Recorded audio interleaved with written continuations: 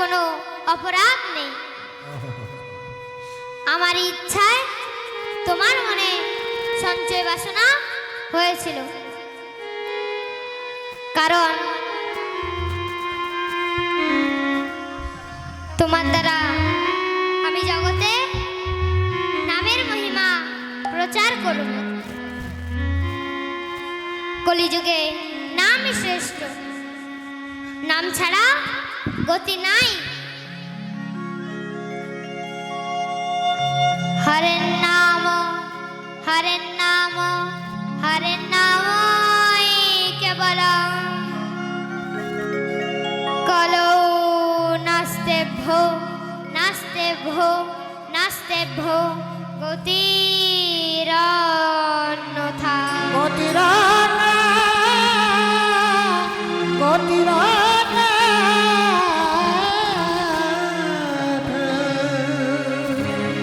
কলিযুগে নাম সংকীর্তন ছাড়া গতি নাই।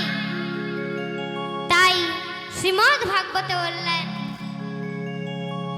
কৃত্য যদ্ধায়তি বিষ্ণু ত্রেতায়াং যদথৌ মথৌ দাপরে পরিচর্যায়াং কলৌ তদ্হরি কীর্তনা।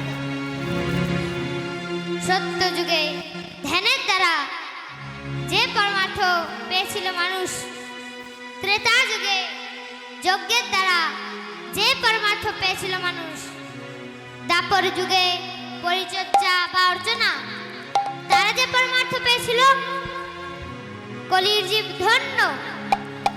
ধ্যান না করে, অর্চনা না করে তাহলে কি করে পাবে? কেবল দুভাউ তুলে হই নাম সংকীর্তন করতে হবে। কলৌ তদ্হরি কীর্তনা। এমন প্রশ্ন হতে পারে, হই নাম সংকীর্তনে যদি এত শক্তি বা সামর্থ্য, তবে সত্য ত্রেতা ও দাপরে দেয়া হলো না কেন? নাম ও নামের অভিন্নতা যখন নিত্য, নামের মহিমা তখন নিত্য। সুতরাং নাম সংকীর্তন সব যুগেই সামর্থ্যবান। তবে অন্য যুগে যুগে ধর্ম হিসেবে দেওয়া হয়নি। কেন দেওয়া হয়নি? সত্য ত্রেতা ও দাপরে জীবের সামর্থ্য ছিল।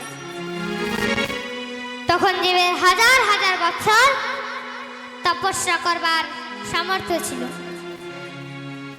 কিন্তু কলিযুগের মানুষের আয়ু খুব কম। তাই কলিযুগে আমার গৌর হরি হই নাম সঙ্গে করে নিয়ে এসেছেন। নাম করলেই কলির জীব উদ্ধার পেয়ে যাবে। প্রভু আবার আসবেন, আর এই গোবিন্দকে ত্যাগ করে কোথাও যাবেন না। এই আশার উপর নির্ভর করে অগ্রদ্বীপে একটি কুটির নির্মাণ করে। সেখানে নয়ন জলে ভেসে দিবানিশি ভজন করতে লাগলেন।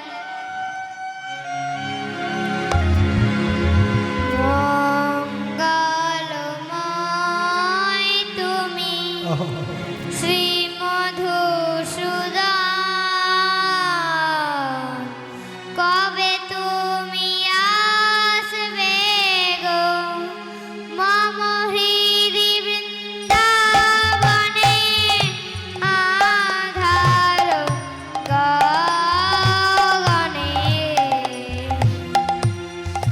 কবে দীপ শিখা জ্বালবে, কবে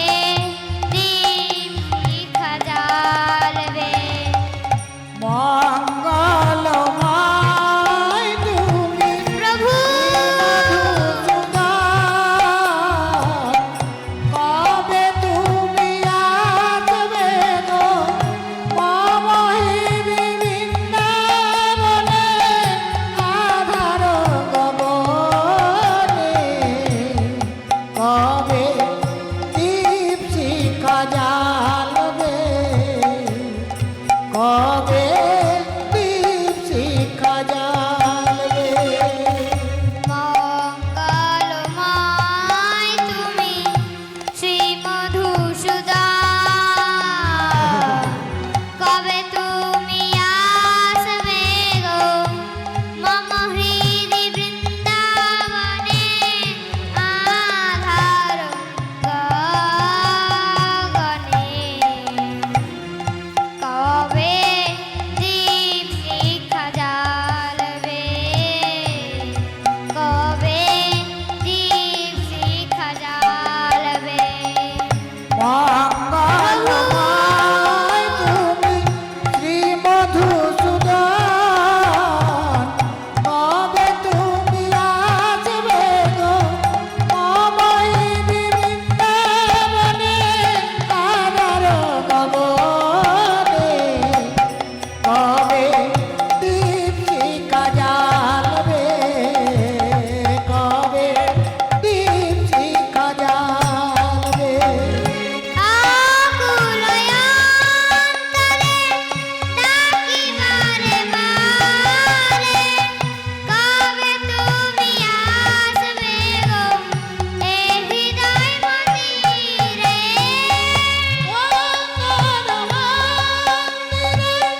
ডাকি বারে বারে, কবে তুমি আসবে গো মম হৃদি মন্দিরে।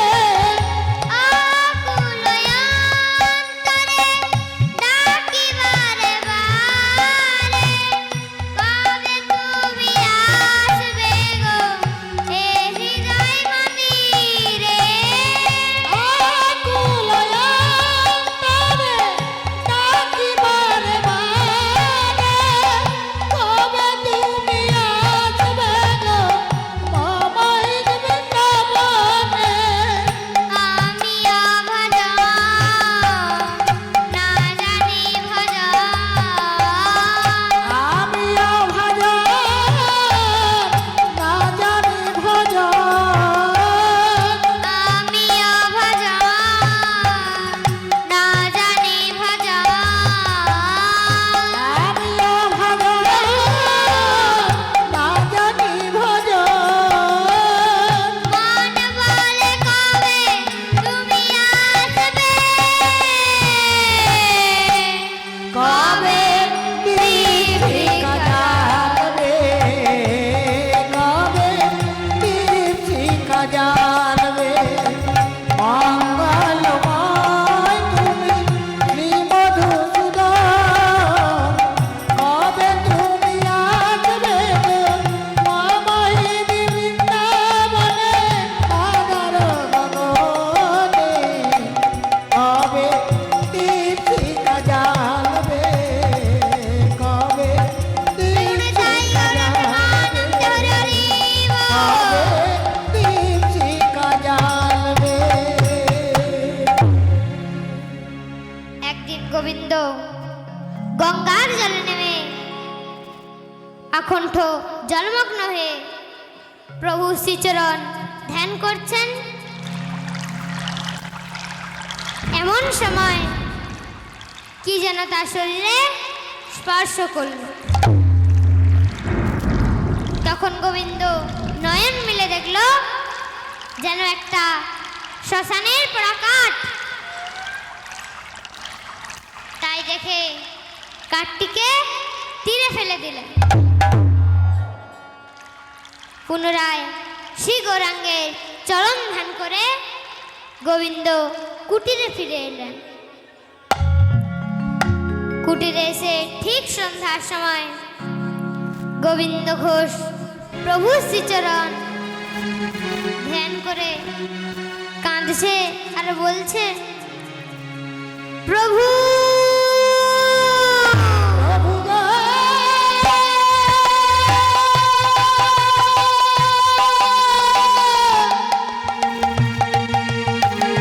প্রভু গো,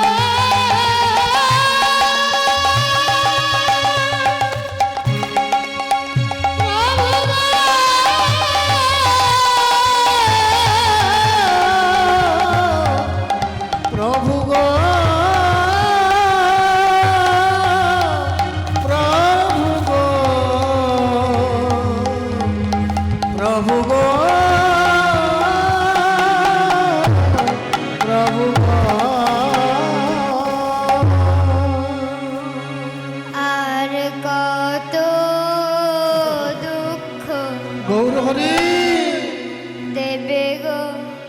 দয়া এবার আমায় না কতই দুঃখ প্রভু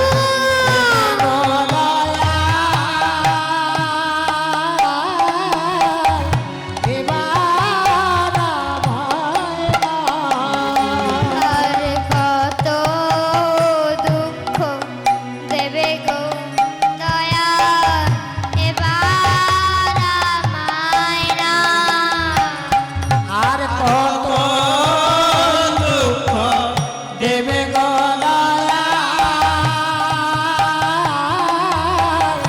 এবার আমায় না। আমি সহিতে পারি না জীবন যন্ত্রণা সহিতে পারি না জীবন যন্ত্রণা সহিতে পারি না জীবন যন্ত্রণা সহিতে পারি না প্রভু গো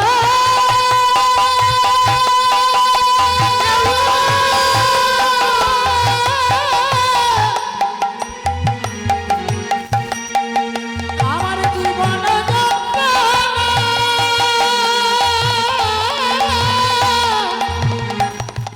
সহিতে পারি না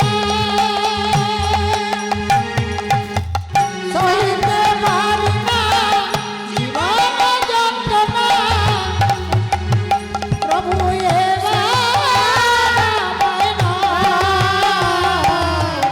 এবার আমায় না আর কতই দুঃখ দেবে গো দয়া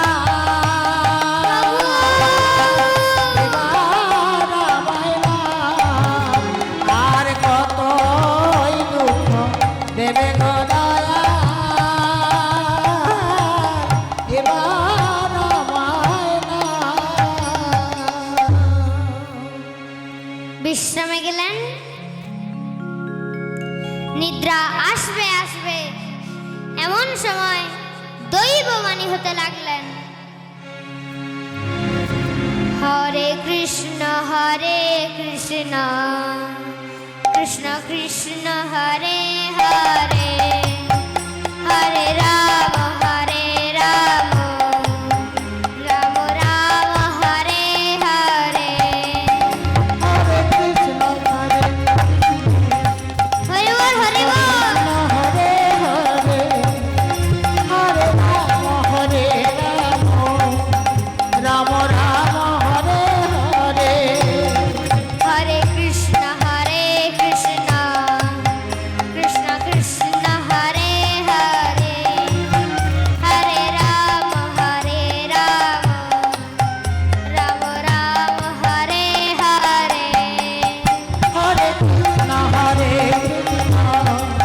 কৃষ্ণ কৃষ্ণ হরে হরে হরে রাম রাম রাম হরে হরে শ্রী গুণিতাই গৌরাঙ্গানন্দ হরি প্রেম কৃষ্ণ হরে হরে হরে রাম রাম রাম হরে হরে গৌরহরি ওই তো আমার গৌরহরি কণ্ঠস্বর প্রভু প্রভু তুমি আসছো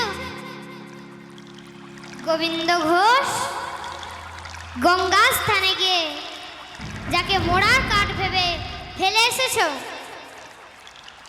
ওটা মোড়ার কাঠ নয় ওটা পাথরের প্রস্তর খণ্ড আমি প্রভাতে তোমার কুটিরে যাচ্ছি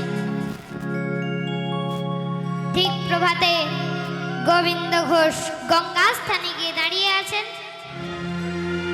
আমার গৌরহরি নৌকো চড়ে আসছে চরণে প্রণাম করে কুটিরে নিয়ে গেলেন প্রভু ফিরে এসেছেন প্রভু বললেন এক পক্ষ কালের মধ্যে এই পাথর দিয়ে সে বিগ্রহ মূর্তি প্রস্তুত করো, করে তোমার কুটিরে স্থাপন করো। প্রভুর এসব কথা বলার সঙ্গে সঙ্গে একজন ভাস্কর এসে উপস্থিত হলেন। প্রভু তাকে এই পাথর দিয়ে সে বিগ্রহ মূর্তি প্রস্তুত করতে আদেশ দিলেন। তার নাম দিলেন গোপীনাথ।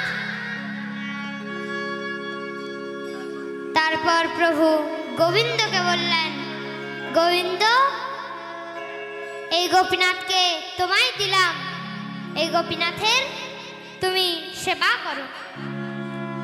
আমি তোমায় বলেছিলাম এবার এলে তোমায় আর ত্যাগ করে যাব না।